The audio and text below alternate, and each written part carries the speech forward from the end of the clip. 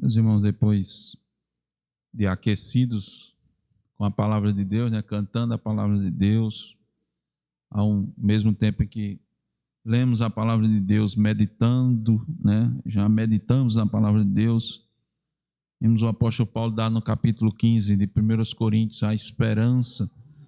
Nós temos esperança, nós temos a certeza de que vai haver a ressurreição. Não é vã a nossa fé, não é vã a nossa pregação, não é vã a nossa vida, não é vã as lutas, né? Não é vã. Respondendo, né? Quem sabe é o apóstolo Paulo respondendo a Asaf: ó Senhor, né? O cristão, né? Passa por tantas dificuldades, meu Deus, e isso vale a pena. E o apóstolo Paulo diz: vale a pena, o vosso trabalho não é vão. É no Senhor, sede firmes e constantes, inabaláveis. A nossa esperança, o apóstolo Paulo disse, não está aqui na terra, nessa vida. A esperança das pessoas do mundo está aqui, a satisfação delas está aqui, né? O amor delas está aqui, está nas coisas daqui. Não só nas coisas materiais, entendam, irmãos? Não estou falando só nisso, né? Mas está aqui, está no tempo presente. Mas tudo isso vai acabar. Tudo isso vai desvanecer. A maior certeza que a gente tem, que se tem da vida, é a morte. Mas mesmo assim as pessoas ainda ficam agarradas às coisas daqui. Não se agarram na eternidade. Paulo está dizendo assim, olha, irmãos, a gente tem esperança porque estamos convictos da eternidade. Aqui o que a gente faz, ele tem um sentido, tem um significado, que nós temos esperança. Porque se não vai haver ressurreição, aí vamos comer, dormir e amanhã vamos morrer e pronto. E não tem sentido a vida. Mas a vida do cristão tem sentido. Agora a gente reitera, né? Uma vida que vai vir por meio do caminho largo, não. Espaçoso, a porta bem, é um portão, é um portal. Não, é estreito. É estreito. E a gente meditando, sempre trago um pouco dos irmãos daquilo que a gente medita, um pouco nas devocionais em casa, no culto doméstico. Irmãos, a gente precisa, olha, nós precisamos das aflições. Aí de vez em quando também eu estou falando, tocando nessa questão de aflição. Porque a mensagem é outra e às vezes a gente não entende. Nós precisamos das aflições, sabe por quê? Para a gente não ficar apegado às coisas desse mundo. Olha, pode ter certeza, devido ao nosso coração, devido à nossa natureza, é da nossa natureza, a gente tem que entender isso. Se a gente viver só na bênção, como o pessoal diz aí, que eu vou para a igreja para receber a bênção, para pegar a bênção, para ter a vitória, que é o que se costuma dizer, a vitória, se fosse só desse jeito, irmãos, só dessa maneira, se a teologia fosse desse jeito, a gente ia ficar apegado às coisas daqui, pode ter certeza, ia esquecer do céu, não ia almejar o céu. Para que o céu? Alguns dizem, o inferno é aqui na terra, o céu também é aqui na terra, e etc. O pessoal não sabe o que está dizendo, não. Não sabe o que está dizendo, porque aqui na terra você tem as misericórdias. Tem as misericórdias que se renovam a cada manhã sobre as nossas vidas, e tem a graça comum de Deus sobre a humanidade, porque senão nós já teríamos já nos consumido. O mundo já teria se consumido, os homens já teriam se consumido, já tinham matado uns aos outros. Já tinha acabado, irmãos. Basta sabermos que, eu hoje não sei nem de forma aproximada, mas há alguns anos atrás, bons anos atrás, sempre estava se falando, hoje em dia vai voltar à tona também, por causa das guerras, dos conflitos aí, né? Geográficos, geopolíticos e etc e tal, da capacidade que o homem tem em termos de bombas atômicas. A humanidade tem tanta bomba atômica que dava para destruir o planeta várias vezes. Isso aí é meio loucura, né? Você só tem um planeta, mas você tem bomba para destruir o planeta várias vezes. É mais ou menos assim, se tu soltar a tua e acabar com tudo, eu solto a minha para acabar com tudo também. Por que isso não acontece? Né? causa da misericórdia, da graça comum e porque Deus tem um plano para quem? Deus tem um plano para quem, irmãos? Para a igreja, para os seus eleitos, para cada um dos seus eleitos. Deus tem um plano. É por isso que ainda não se acabou, é por isso que ainda as coisas estão aqui. Mas nós estamos caminhando para as dificuldades serem maiores. Não é para a dificuldade diminuir. Nós estamos caminhando para isso. Tá certo? Temos que, a gente sempre fala das novas gerações, ficamos muito alegres aqui com as crianças. As crianças têm que ser preparadas aqui. Olha, meu filho, a gente vive nessa terra, vive aqui, mas o tempo que vai passando a coisa vai piorar, tá bem? Não quero, dar ilusão para você, então se prepare mais ainda, você tem que se preparar mais, porque a geração, é exatamente o contrário, essa geração de hoje da gente não está preparada para nada, não está preparada. Isso é uma concepção que as pessoas já perceberam, já entenderam. Recentemente um colega estava dizendo isso, ele já com um bom tempo de vida, já uma pessoa muito experiente, também com filhos, conversando com os outros, com pessoas que têm filhos, disse: rapaz, os meus filhos a situação está terrível, não tem perspectiva. Eles dizendo dos filhos deles, não tem perspectiva, porque enquanto eles viveram a vida, lutaram e batalharam para conquistar as coisas e ter uma situação e mantiveram um determinado padrão moral, ético, eles não estão vendo isso nos filhos. Estão vendo uma geração, essa que fica falando de Nutella, mimimi, etc., esses nomes que dão hoje em dia. Os cristãos têm que preparar os seus filhos para o tempo que se aproxima, tempos difíceis para os cristãos. Para os cristãos.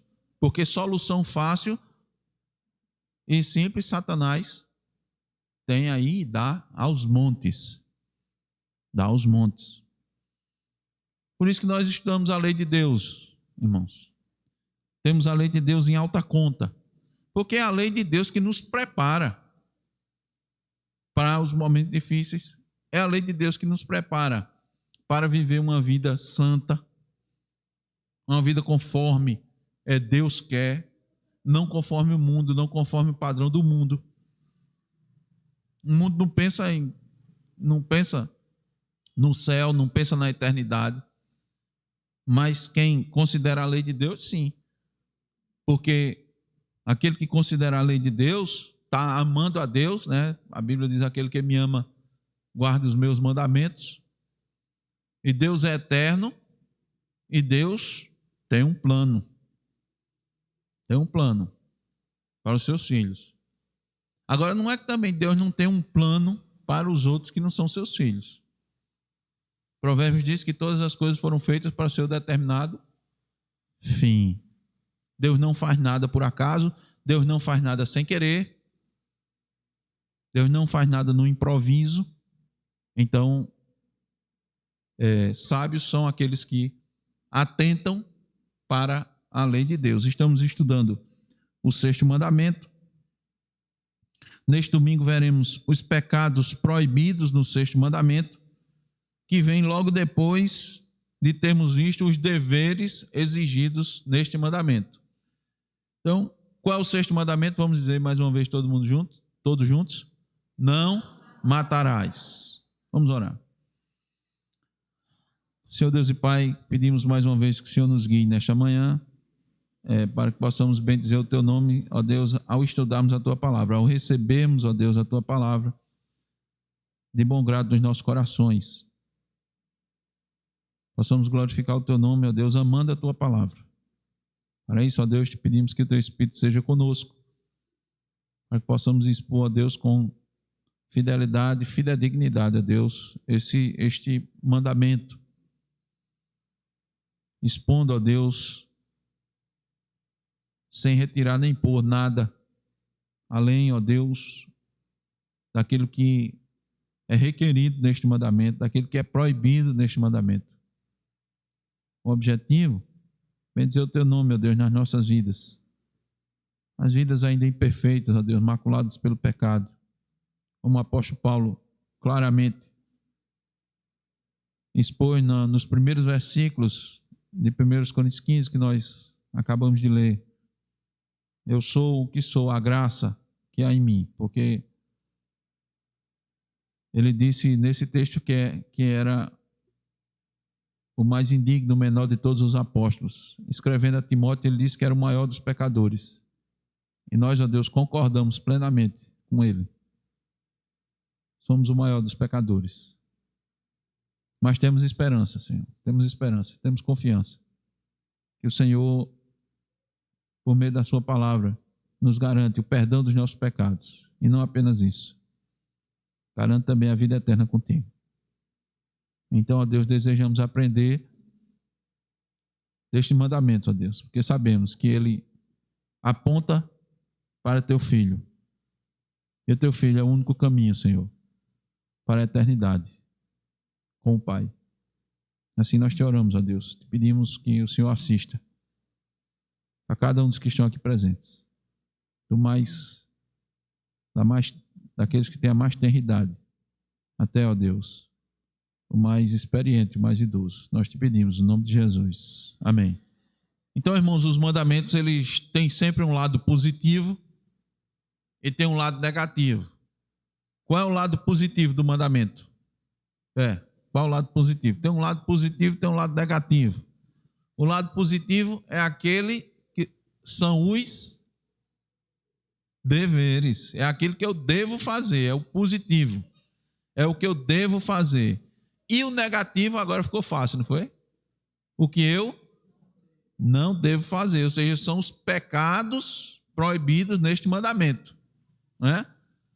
Então a gente sempre lembrando, a gente estuda qual é o mandamento, quais são os deveres, quais são os pecados e quando ele tem, quais são as razões anexas a esse mandamento. Então, o sexto mandamento, ele não tem as razões anexas, né? Permitindo Deus, nós vamos concluir hoje com os pecados proibidos neste mandamento. Precisamos ficar atentos ao que devemos fazer, ao que é requerido e ao que devemos evitar ou não fazer com relação aos mandamentos. Inclusive, essas questões muitas vezes são complementares, principalmente neste mandamento. Ou seja, o que é que isso quer complementar? O meu dever, necessariamente, no sexto mandamento, leva à proibição. O contrário leva à proibição. Eu fico bem atento. Qual é o nosso dever nesse mandamento? O mandamento é não matarás. O dever geral é zelar pela vida, zelar pela vida. Qual vida? A minha e a do meu próximo. Não é porque eu posso zelar só pela minha, né? Ou então, fazer como Cristo disse, quem é o meu próximo? Não foi feita a pergunta, né? Quem é o meu próximo? O meu próximo é todo aquele que necessita, que carece, eu devo atender. A vida de... Eu devo preservar a vida de qual próximo? De todos aqueles que eu puder. Todos aqueles que eu puder. Então, o mandamento, o dever geral desse mandamento é zelar pela vida. O mandamento, a ordem do mandamento é não tirar injustamente a vida de ninguém. Não tirar injustamente ainda a vida de ninguém. E eu ainda tenho mais ainda o dever de defender, né? De defender. Tanto defender a mim, como defender o outro, que eu possa, né? Porque os irmãos entendem, uma coisa é eu zelar, eu fazer as coisas, né? De modo a cuidar. O zelo seria aquela questão proativa, né? Vamos dizer assim. Questão proativa. Concorda, Zaqueu? Como aquela que tem no Antigo Testamento que a gente leu. Coloque um parapeito, né? Coloque uma proteção para que o outro não caia. Quando você construir um primeiro andar, coloque uma proteção para que a pessoa não caia. Então, é uma prevenção. Mas tem também a parte ativa, que é defender. Tem uma hora que eu preciso agir diretamente para que alguém não perca sua vida, não sofra. Então eu tenho que defender a mim e também aos outros. Então esse mandamento, ele claramente não está dizendo, você não pode matar. Não matarás não significa dizer, você não pode matar.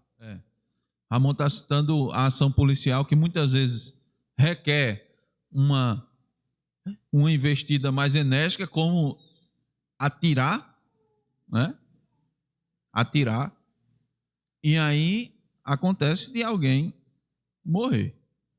Então você vai dizer, o policial quebrou o mandamento, foi, olha, matou. Não, ele não assassinou. Aí não deve, aqui é não assassinar. É não tirar a vida de alguém de forma injusta, desleal, sem necessidade.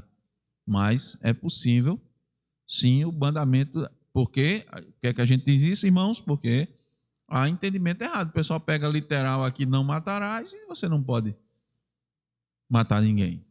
Não é isso. Nós vimos isso, não é? E vamos ver isso aqui. Hoje, concluindo exatamente nesse ponto. Esse ponto aí seria mais nevrálgico. Então, quais são, então, irmãos, os pecados proibidos no sexto mandamento? Eu vou citar para os irmãos. Os pecados proibidos do sexto mandamento são tirar a vida, a sua vida ou a de outrem, exceto no caso de justiça pública, guerra legítima ou defesa necessária. A negligência ou retirada dos meios lícitos ou necessários para a preservação da vida. A raiva pecaminosa, o ódio, a inveja, o desejo de vingança, todas as paixões excessivas e os cuidados demasiados. O uso imoderado de comida, bebida, trabalho e recreios. As palavras provocadoras, a opressão, a contenda, os espancamentos, os ferimentos e tudo o que tende à destruição da vida de alguém. Se os irmãos perceberem, tudo isso a grande maioria dessas coisas nós tratamos no dever. Lembra de comer, de beber, não é? Mandou a gente serenar a mente, ficar calmo, não se irar, tratar o outro com cordialidade, não é? Ser cortês. Nós vimos que uma cordialidade, irmãos, evita uma morte. Uma palavra evita uma morte. Você sair de um ambiente, simplesmente você sair de um ambiente. Você não precisa dar uma palavra, só você sair de um ambiente evita a morte. Eu tive uma situação há muitos anos atrás, absolutamente daquelas que são,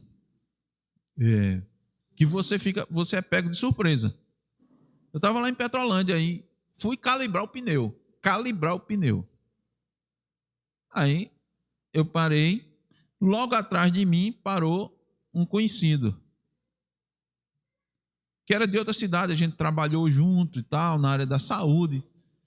Aí foi uma festa, rapaz, você não é aquela coisa que você nunca mais lhe via, onde é que você estava? E enquanto eu estava conversando com ele, eu estava calibrando o pneu, a gente conversando e calibrando, e chegou uma terceira pessoa. Essa pessoa estava claramente embriagada, sob efeito de álcool. E ele queria, evidentemente, muito calibrar também o pneu do carro dele, mas ele ficou muito irritado porque a gente estava conversando e ele, evidentemente, você perde a noção, o senso das coisas quando está sob efeito de álcool. E ele começou gratuitamente a proferir palavras contra eu e meu colega, porque a gente estava conversando e ele queria. Aí o colega todo mundo ficou assustado na hora, assim, porque, como eu disse, os irmãos, eu conversando e calibrando, e conversando com ele e calibrando. Eu não estava parado com o calibrador na mão, impedindo que as pessoas, né? Não, eu estava fazendo isso. E aí a gente, saiu. Se não me engano, foi a esposa do meu colega. Disse, não diga nada, não diga nada. Disse, não, fulano, tá tranquilo. Vamos. Saí na hora, deixei lá. Eu não me lembro se tinha terminado de carregar ou de calibrar. Saímos na hora. Fomos embora. Você vai falar, você vai discutir com alguém, essa pessoa não tem absolutamente nenhuma condição de nenhuma palavra, de nenhuma conversa. Você não devia dizer nada para ela. Nós fomos embora. Serenato, tranquilidade, engolir sapo. Crente é que mais engole sapo, irmãos. Quem mais engole sapo? A gente costuma dizer, né? Crente não leva desaforo para casa. Você sabe disso, né? Crente não leva desaforo para casa. Não. Perdoa na hora. O mundo diz, né? Eu não levo desaforo para casa, eu falo logo e digo logo na cara e tal. Não, crente não. A nossa perspectiva, de novo, veja como está interligado isso. Nossa perspectiva não está nessa vida aqui, não está no eu. Ah, eu fui humilhado. Eu. Quem sou eu? Vamos lá. À luz da Escritura, quem sou eu? O maior dos pecadores, a gente acabou de ver aqui. Um insulto aqui, um insulto ali. Uma vergonha que alguém me faz aqui, outra ali. A gente tem que levar sob a perspectiva. O ímpio não. O ímpio vai dizer meu nome, meu não sei o quê, meu isso, meu. Nós vimos que a referência na defesa de tudo, e que a gente não deve ficar calado, é quando Cristo estiver sendo atacado. A verdade da palavra de Deus sendo atacada. Nós vamos ver isso. Isso tem relação com o que a gente está estudando. Está expondo em Judas. Não perca à noite. Judas. Os irmãos vão ver. Mas se não... Então vimos tudo isso, que há uma complementação, né, no sexto mandamento entre os deveres e os pecados proibidos. Olha aqui, a raiva pecaminosa, o desejo de vingança, todas essas paixões, paixão excessiva. Irmãos, paixão, no sentido mais, né, sentido amplo, ou estrito mesmo, a paixão em si, paixão, é uma coisa ruim. Por quê? Porque a paixão, ela implica numa perda de razão. Você fala de paixão, você perde. Fulano está apaixonado, está ruim. Você já viu alguma expressão na Bíblia, ou Deus, ou se manifestando sobre essa perspectiva assim de paixão? Alguma coisa sobre o lado positivo? Não tem. Normalmente é um descontrole. É uma coisa exagerada. É um gosto exagerado por alguma coisa que vai levar naturalmente a uma coisa ruim. De novo, né, os livros da literatura, a poesia e o mundo e as artes cênicas, os filmes, o teatro, e o povo acha bonito. Só o fulano está apaixonado, olha que coisa bonita. O cara nem pisa no chão, fica assim aéreo, assim tal, e não pensa em mais nada, e só pensa em fulano, e só pensa em fulana, e o povo acha bonito esse negócio assim, a pessoa desorientada, porque a pessoa está desorientada. É diferente. A paixão em si é diferente do amor. Nós vimos, né, a definição de amor em 1 Coríntios 14. Nós aprendemos que amar é cumprir os mandamentos. É bem diferente. A pessoa, quando cumpre os mandamentos, fica assim, aéreo, assim. Não. Mas você fica admirado com as coisas, fica quando você ama a Deus, você olha para a criação e diz, que coisa bela, né? Mas é tudo com a consciência aqui, ó, a razão falando. A razão falando. Não é a emoção tomando conta da pessoa. Fulano hoje não me ligou, já começa a ficar eita, hoje não me ligou ainda. Meu Deus, não mandou uma mensagem. E já fica aperreado, doente, começa a ter febre. Isso é o conceito do mundo, isso é paixão. Então, ó, todas essas coisas, irmãos, excessivo. A palavra de Deus, irmão, pega a gente e bota os pés no chão, né? Os pés da gente ficam no chão e a cabeça fica no céu. Que ajuda a gente a se livrar aqui. Porque você não está totalmente no céu, mas você está com os pés no chão. Cristo disse, né? Olha, tire-os do mundo, não, livrá-los do mal. Enquanto está aqui, bota aqui os pés no chão. O mandamento ajuda isso. Não é o mandamento, a religião, a doutrina, o evangelho, não é o ópio do povo, não, é pelo contrário.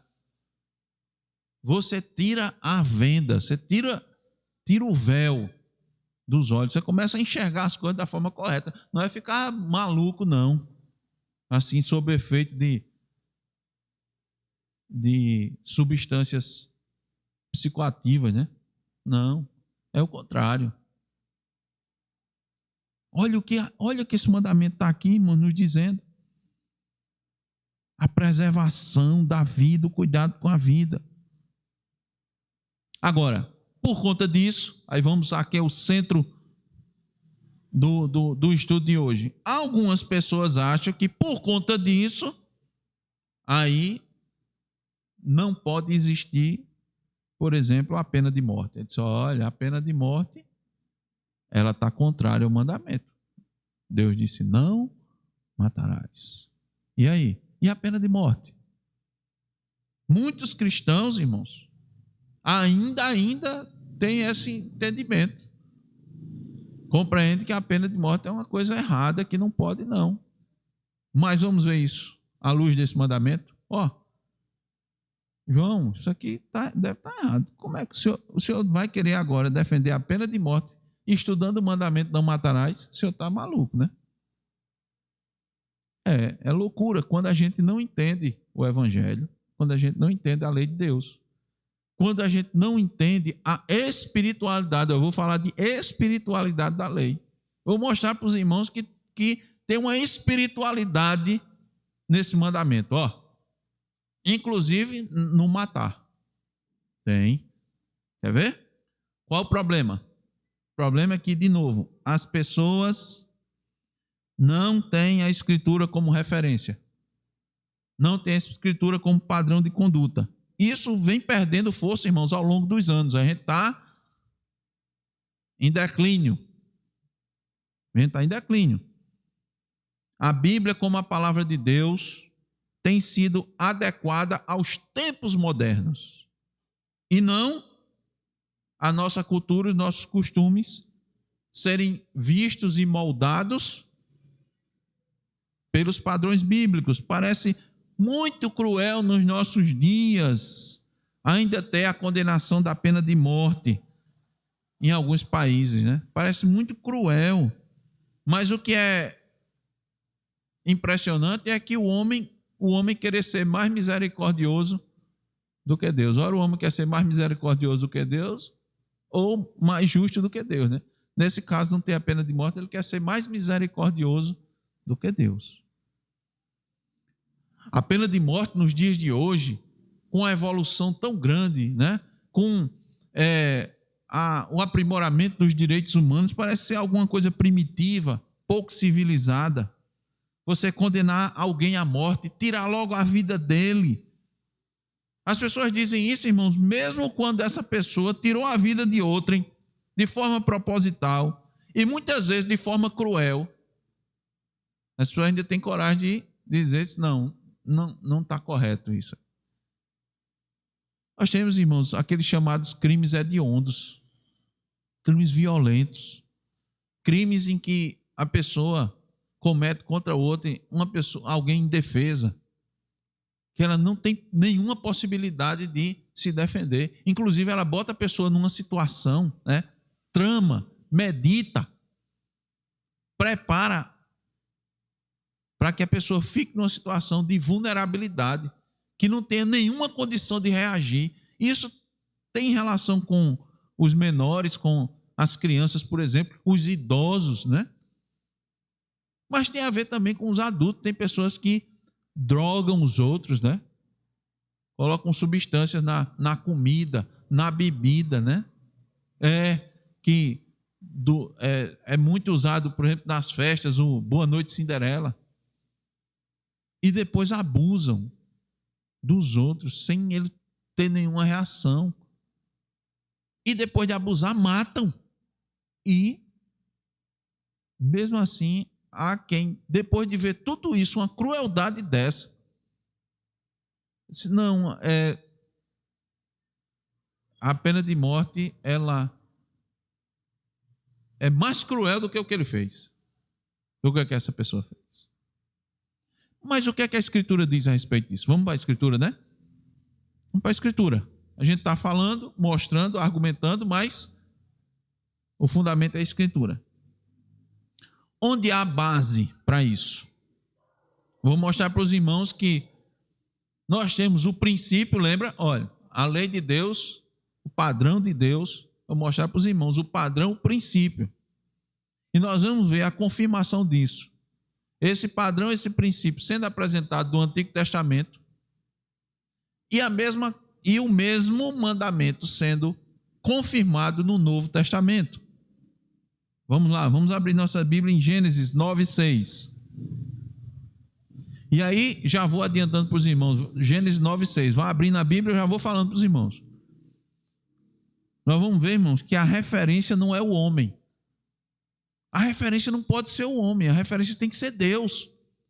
Sempre, qual é o problema? É que o homem estabelece a si mesmo seus pressupostos, seu entendimento, sua concepção, suas bases para definir o que é certo e o que é errado. E deixa e abre mão daquilo que Deus colocou. O que é que temos aí em Gênesis 9:6? Olha o que é que diz o Antigo Testamento. Se alguém derramar o sangue do homem, pelo homem se derramará o seu. É Deus que vai matar? Não, pelo homem. Veja, aí ele dá um motivo, ele dá a razão. Qual é a razão? Porque a razão está em Deus, irmãos. A razão está em Deus. Porque Deus fez o homem segundo a sua imagem. A base para a pena capital está no fato de que o assassinato é um insulto a Deus, que criou o homem à sua imagem. Isso tem a ver, irmãos, diretamente com a dignidade, o valor intrínseco, o valor real da vida humana. O ser humano não é um animal evoluído, não é, mas é uma semelhança finita, limitada da divindade, mesmo depois da queda. Veja, mesmo depois da queda, Deus deixa isso aqui muito claro. Bom, depois da queda a gente se parece mais com Deus ou com Adão? Com Adão. E Adão foi feito o quê? A imagem? Mas semelhança de Deus. Então, quem está dizendo isso é Deus. Gênesis 9:6. Isso daqui está sendo dito depois da queda.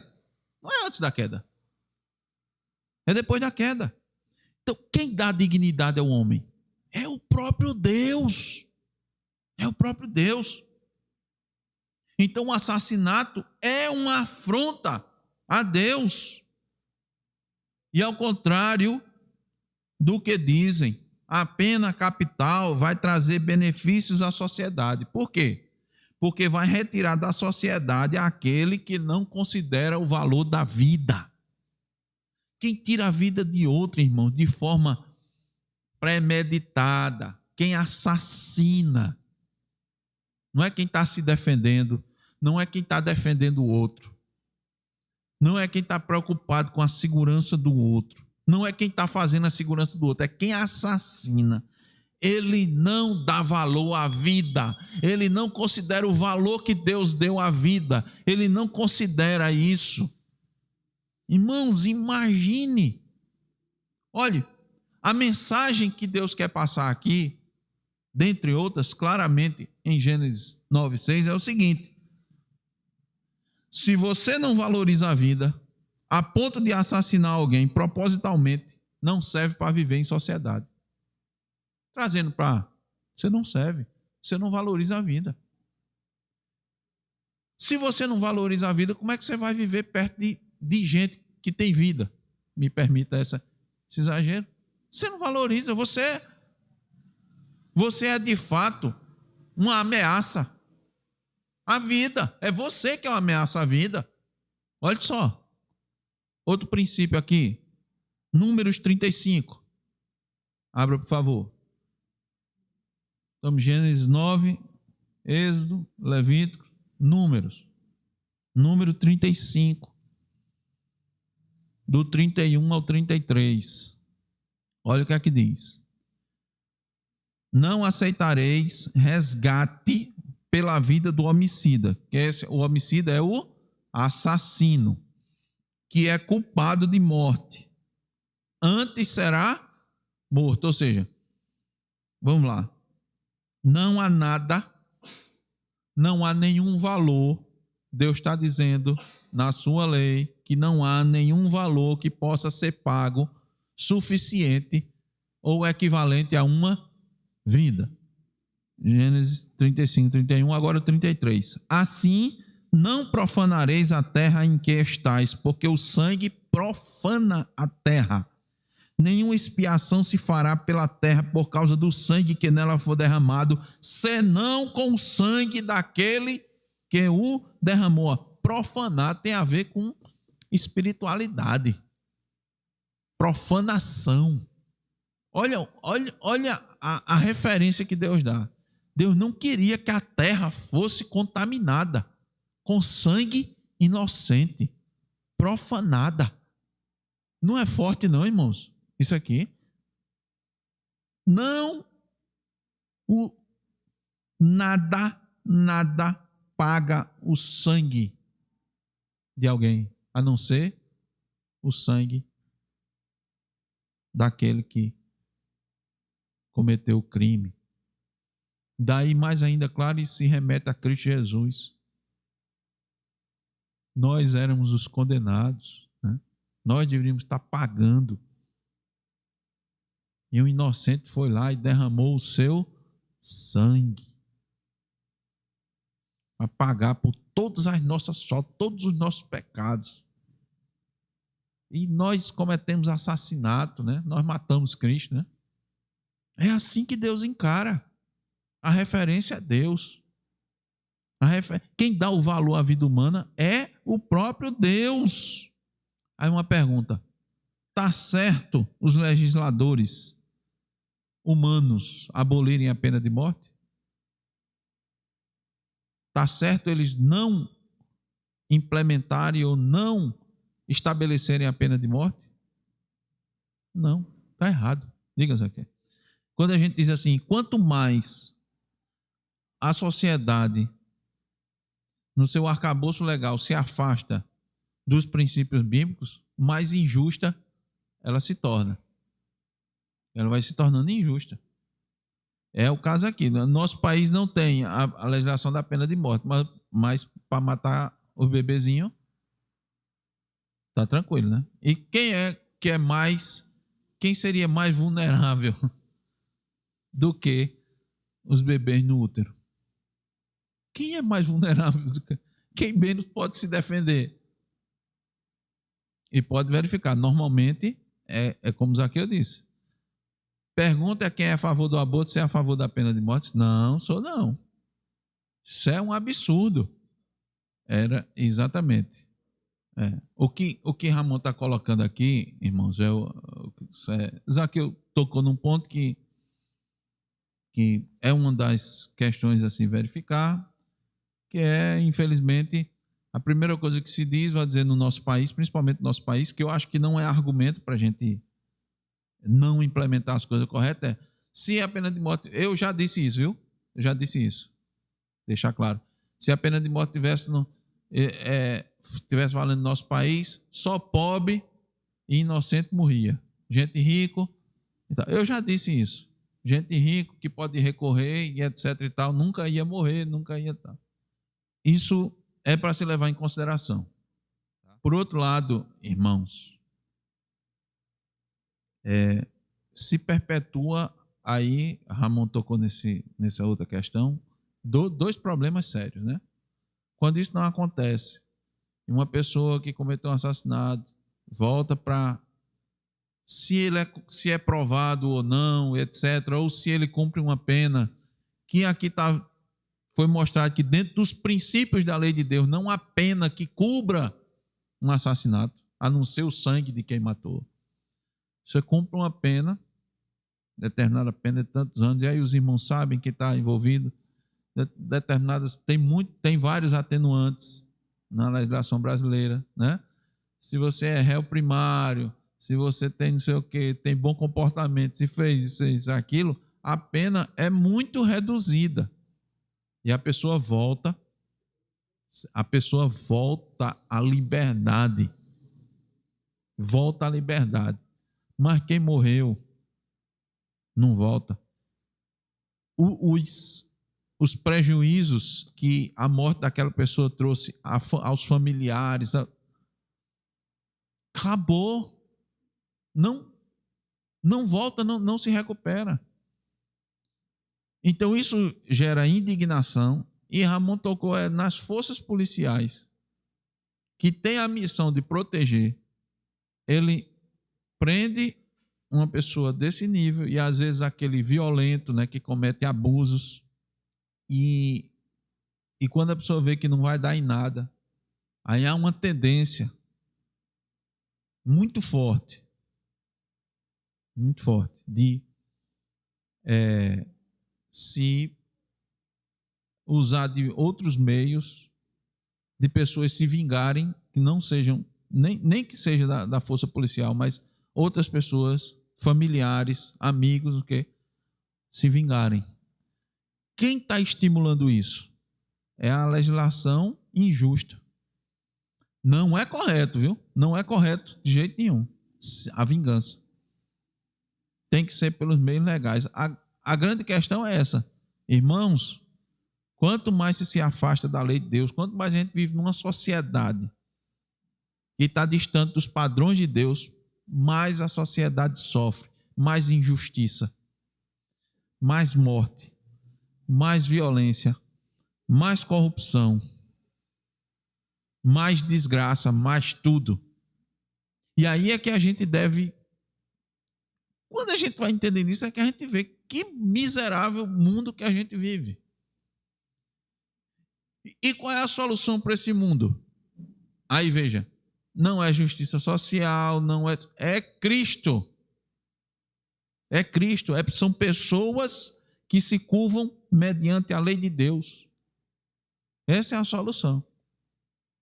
Por isso que a solução é pregar para que Deus converta. É pedir misericórdia.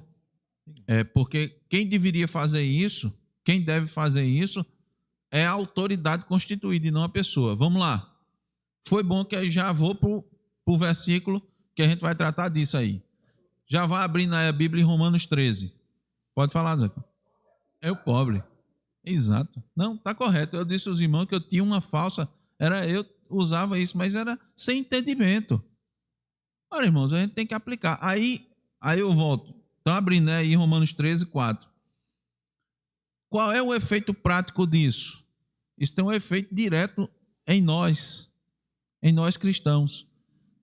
Estamos agora em momento de eleição. Em quem você vai votar? Você tem que votar naqueles que, no mínimo, prometem lutar para uma sociedade mais justa, segundo o padrão bíblico. Então a Bíblia orienta em tudo, irmão, na vida da gente. Em tudo. Ele não pode falar diretamente. É lógico que a Bíblia não vai tratar... A Bíblia tem um assunto principal, né? A Bíblia tem um assunto principal. Mas Paulo diz assim: para que o homem seja perfeito e perfeitamente preparado para toda boa obra. A Escritura vai preparar você, vai lhe dar condições. Você vai lutar. Você vai falar segundo a Escritura. Você vai procurar influenciar. Agora, claro, o mundo jaz no maligno, etc. Pastor, vai ser uma voz que clama no deserto. Bom, você já sabe, já usei a expressão do profeta. Deus mandou o profeta pregar para ossos. Mas é assim. É dizer, está errado. Quem deve fazer a justiça? Olha aí, Romanos 13, 4. Visto que a autoridade é ministro de Deus para teu bem. A autoridade tem que agir, a autoridade. Por isso que a gente fala de novo, irmãos, a estrutura do Estado, a autoridade aqui é a estrutura do Estado. Ela não está errada. tá? Deus vai orientando de modo a sociedade se organizar e ter alguém que possa promover a justiça. Lógico que a gente não vai discutir aqui modelo de Estado, né? Mas a Bíblia dá embasamento. Porque há quem se revolta, eu já disse para os irmãos, né? Contra o Estado, contra a história do Estado, etc. e tal. Não. Ele deve ser ministro de Deus para teu bem. Entretanto, se fizeres o mal, teme, porque não é sem motivo que ele traz a espada. Então, Paulo está dizendo isso, que não é sem motivo que a autoridade constituída, o Estado, traz a espada. Espada é o quê? Aqui, sinônimo de quê? De morte. Paulo está dizendo, não é sem motivo que vem a pena de morte. Essa palavra aqui no original, espada, era realmente um instrumento que era usado para matar animal, era para matar. Ele não está falando aqui, não, ele está falando no sentido assim. Não, o sentido que ele está dizendo é assim mesmo. É espada para matar. Pois é ministro de Deus, vingador, ó, irmã Gisele, finalzinho, vingador para castigar o que pratica o mal. Aí é que, aí entende? Aí você vai dizer assim, se eu não escolher meu representante da forma correta, o mal vai proliferar na sociedade. É por isso que você não vai votar por outro motivo que não seja um motivo bíblico. Pede a Deus misericórdia. Vai dizer, Senhor, misericórdia. Isso eu vou adiantar, isso seria o próximo, é porque o tempo realmente acaba correndo por causa do assunto. Isso é normal, esse assunto é um assunto delicado, mas nós vamos tratar isso aqui. Eu vou só deixar claro. A defesa, né, a legítima defesa, a sua e a do próximo, ela está acobertada na Escritura. Se você matar, você pode até ser condenado pelos homens, mas por Deus você não é condenado. Tá certo, irmãos? Então veio alguém para fazer o mal, cometer o mal, está na intenção de fazer o mal. Se você matar alguém, não quebra o mandamento, porque não é não assassinar. Você não assassinou ninguém. Você matou, mas não assassinou. Você defendeu a vida. Nós vamos ver isso nos próximos. Sim, legítima defesa sua e do outro. Você vai querer fazer justiça. Aí não é o caso, entendeu? Tem que cada situação é uma situação e o crente sempre vai depender de Deus, não tem jeito. No fundo, você vai pedir a Deus. No fundo, você vai estar rogando a Deus que faça justiça. É Deus que vai fazer justiça. Nós vivemos num mundo injusto. E a nossa sociedade, o nosso país, é um país injusto, de leis injustas. Se a gente ir caminhando mais aí, a gente está vendo, irmãos, o que está acontecendo. Está vendo o que está acontecendo. Tem pessoas que vão. Eu vou encerrar aqui, tá? Por causa do horário, depois a gente continua. As irmãs podem vir depois, no domingo, tá tranquilo. Pode vir no sábado se quiser também. A gente já tem uma programação, se quiser, a gente já deixa a gente. Né? A gente está caminhando. É isso, irmãos. A gente não está caminhando para coisa boa, a gente está caminhando para coisa ruim. Né? O Ramon está destacando aqui que até mesmo países que, como os Estados Unidos, que a gente reconhece, todos reconhecem que as leis são muito mais rígidas, que tem leis que se aproximam muito mais dos princípios bíblicos, onde o fator lá da liberdade, onde você pode se defender lá. Quem quiser que entre na casa de um americano e vá fazer alguma coisa. Muito provavelmente ele vai tomar tiro. Tá certo? Não, qualquer um. Né? Isso é normal lá. Mesmo assim, num país que tem a liberdade como ainda está se degenerando. Porque ele abandonou a lei de Deus. Abandonou. Vou citar isso também em Judas, viu? Hoje. Vou citar parte disso. Os irmãos vão ver na pregação. Vai ter uma... Por quê? O declínio da palavra de Deus. A palavra de Deus, irmãos, é a lâmpada. É o prumo para a vida do ser humano. Nós precisamos da lei. E quem se afasta da lei vai sofrer. A sociedade que ignora a lei de Deus, que ignora a palavra de Deus, seus princípios, seus padrões, vai sofrer.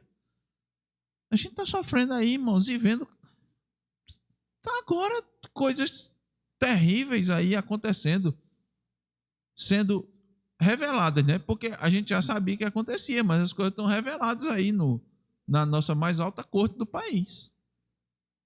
Tá só revelado, mas todo mundo já sabia, né? O absurdo que é. Aí os irmãos prestem atenção quem é que está defendendo. Veja aí quem é que está defendendo o erro. Não sei nem se é 2 pesos, 2 medidas, 3 pesos, 4 medidas, não sei mais nem como é que está. A coisa está terrível. Quem devia promover justiça no nosso país não promove. Quem devia ser o guardião da Constituição não é mais. Muitos membros, né? Alguns ainda têm coragem, que eram da mais alta corte, está dizendo: oh, isso está errado, isso está errado, isso está errado. Não era assim, não era assim. Não se tinha esse entendimento. Juristas e tal. Está errado isso. É claro. Inclusive, decisões proferidas por eles mesmos são trocadas. Ele mesmo diz hoje aqui uma coisa, amanhã diz outra. Mudou-se o entendimento da corte. Mudou, mas com base em quê? Não é na escritura, né? Entende o que eu disse antes, irmão, que a gente tem que estar preparado para as dificuldades e para as aflições? E aí eu fecho com a oração modelo, né? Chamada oração do Pai Nosso. O que é que ela diz? Pai nosso que está nos céus, santificado seja o teu nome. Venha o teu reino. Seja feita a tua vontade, assim na terra como no céu. Primeiro Deus. Primeiro Deus. A referência é Deus. Dá-nos o pão nosso de cada dia. Perdoa as nossas dívidas, assim como temos perdoado a quem nos tem ofendido. Não nos deixeis cair em tentação, mas livra-nos do mal. Livra-nos de cometer o mal e livra-nos de sofrer o mal. A gente está sujeito ao mal, à injustiça. E aí já disse para os irmãos têm inúmeros exemplos bíblicos de quem sofreu injustiça, de quem foi morto, julgado. Aliás, teve gente que nem julgado foi, morreu, né? Tinha lei, nem julgado foi, morreu. Olha, eu quero a cabeça daquele cavalinho. E ele fez o quê? Não fez nada. Eu quero. Você tem poder, você disse que ia fazer, eu quero a cabeça dele. Pronto. Nem julgado foi. Cristo foi julgado, irmãos. Qual foi o resultado? Os irmãos sabem, né? Se Cristo foi julgado, se Cristo padeceu aquele que padeceu, e nós? Então veja, é o equilíbrio que a gente fala, né? É o equilíbrio. Nós vamos lutar por justiça. Nós vamos votar em quem está mais próximo dos preceitos, dos princípios. Nós vamos defender isso, nós vamos mostrar isso. Mas nossa dependência é só de Deus, porque a gente pode confiar no homem. Mesmo que a gente vivesse num país considerado o mais justo, né? O mais adequado, a gente pode confiar no homem? Só em Deus. Só em Deus. Mas é importante conhecer a lei de Deus. Importantíssimo. A gente depende de Deus, mas a gente precisa conhecer a sua lei, seus princípios, sua espiritualidade, para a gente glorificar a Deus. Vamos dar uma paradinha aqui.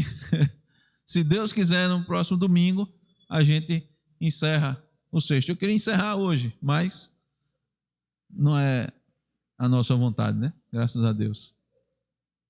Mas é isso, irmãos. Graças a Deus pela sua palavra, pela sua lei, que nos curvemos, né, sempre diante dela. Diga, Gilda.